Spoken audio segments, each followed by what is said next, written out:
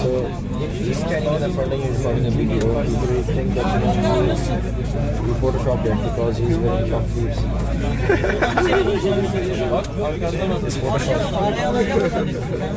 Yeah, it's true. It's true. Oh, this plane is bigger than The one we bought. Yeah. wow.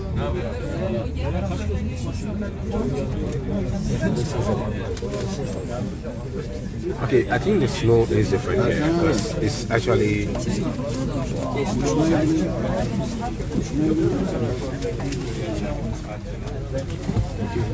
Trust me, this is serious. This is serious. This is serious. You just have to go and rush now.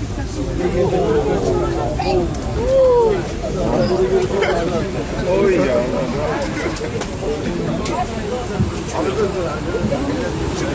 Oh.